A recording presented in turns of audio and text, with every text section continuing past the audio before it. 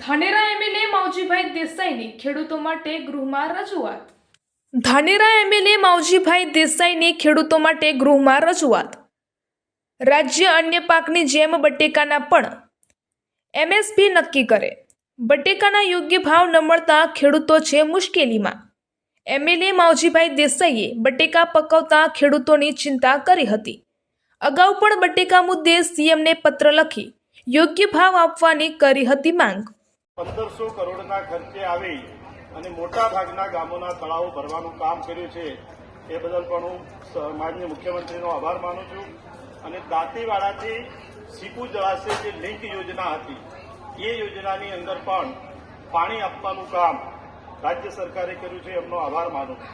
સાથે સાથે કૃષિ મંત્રી શ્રી જીતુભાઈએ જે બધા ગુજરાતની અંદર આ વર્ષે જે રાહત પેકેજ જાહેર કર્યું અને ખેડૂતે જગતનો તાપ છે ત્યારે ખેડૂતોને ખૂબ મોટી આર્થિક સહાય કરી છે.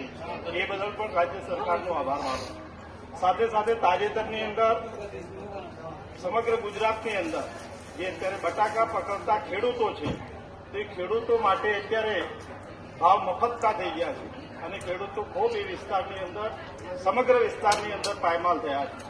તો રાજ્ય સરકારને વિનંતી પણ કરું છું કે જે રીતે બીજા બધા પાકોનું એમએસપી છે એ રીતે બટાકાના પાકની અંદર પણ ખેતીની અંદર કંઈક વળતર મળે અને ખેડૂતોને સહાય મળે એ પણ આજના તબક્કે હું રાજ્ય સરકારને વિનંતી કરું છું.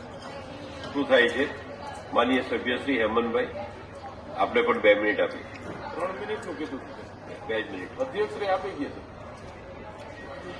2 જ મિનિટ આપ સુધી વાત પર આવી જાઓ. માનનીય અધ્યક્ષશ્રી, આ વખતે મેં